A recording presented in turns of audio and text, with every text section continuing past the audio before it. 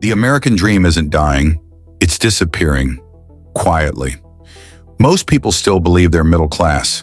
They pay their bills, they go to work, they do everything they're told, so they assume they're still safe. But statistically, they're not. You don't fall out of the middle class overnight.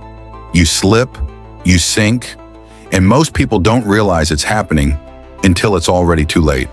What middle class used to feel like middle class used to mean something simple. You worked, you paid your rent, you saved a little. You felt stable, not rich, just safe. But somewhere along the way, that feeling vanished. When did life start feeling expensive? For no clear reason. When did saving money start feeling impossible? Even after a raise. When did a normal paycheck become something you had to survive on instead of live on? The truth is, most Americans aren't getting poorer. They're just standing still while everything around them runs faster.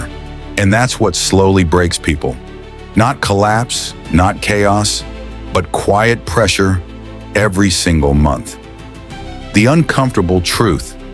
Your paycheck might be bigger, but your life feels smaller. Groceries cost more. Rent keeps climbing. Insurance feels like a second mortgage. And a doctor's visit? That's no longer healthcare. That's a gamble. Buying a home used to be normal. Now it feels unrealistic, almost irresponsible. You don't wonder which house you like. You wonder if you'll ever own one at all. And one accident, one medical emergency, one missed paycheck can undo years of work. That's not misfortune. That's fragility. Most people think they're bad with money, but they're not. They're inside a system that quietly demands more and gives back less every year.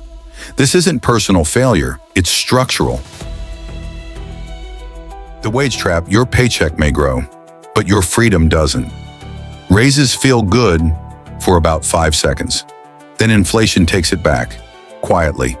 Taxes don't rise loudly, they rise politely. Through adjustments, through fees, through rules that sound harmless and feel expensive. And the cruelest part? Higher pay doesn't buy peace. It buys pressure, more responsibility, more risk, and less room to breathe. You're not climbing the ladder, you're just gripping it tighter. The housing trap. Buying a home used to be a milestone. Now it's a fantasy. Interest rates make monthly payments heavier, even when the price looks the same. Big money doesn't buy homes to live in. It buys them to hold, to rent, to flip, to squeeze. So prices rise, even when wages don't. You're not competing with families, you're competing with capital, and capital doesn't get tired. The paycheck life trap. Most people don't live on income anymore. They live on plastic, credit cards, payment plans. Buy now, worry later. Debt becomes oxygen. Miss one payment, and everything starts to choke. On paper, you're fine, but emotionally, you're exhausted. You're not poor on paper, but you're broke emotionally. The middle class is no longer safe. The middle class used to mean safety, not luxury, not excess, just stability. But that protection is gone now. Losing a job doesn't mean switching careers anymore. It means losing your footing, your savings, and sometimes your home. One accident can turn into years of debt. One emergency room visit can rewrite your entire future. Getting sick isn't just painful now, it's expensive, and sometimes financially fatal. This is what insecurity looks like in America. Not hunger, not homelessness at first, but fear every night before bed. The next generation will live worse. A generation ago, one income was enough to buy a home, enough to raise kids, enough to breathe. Today, two incomes can't buy the same life. Couples work longer hours, with better degrees, and still rent a future they'll never own.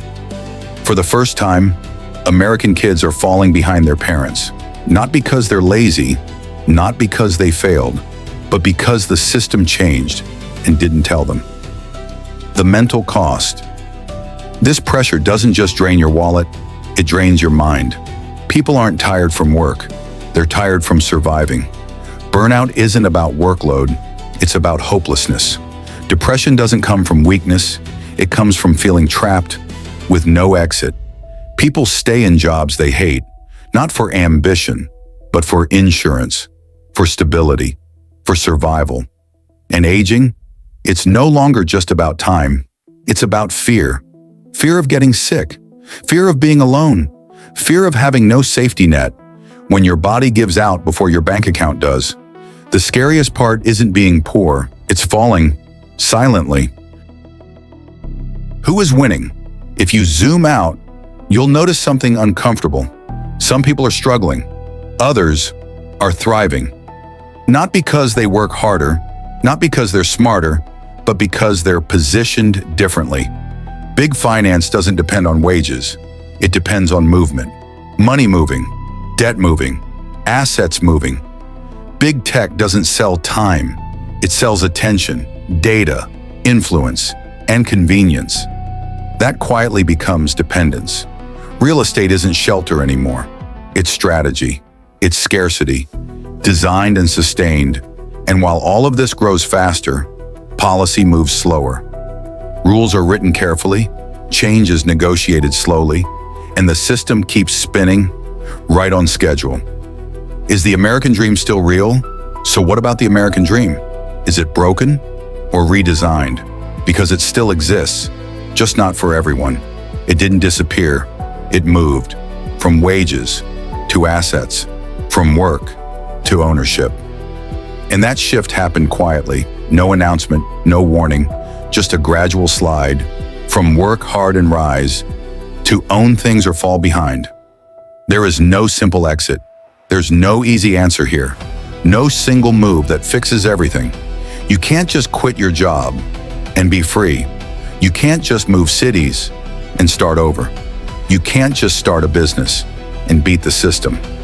Anyone telling you it's that simple is selling you hope for a price.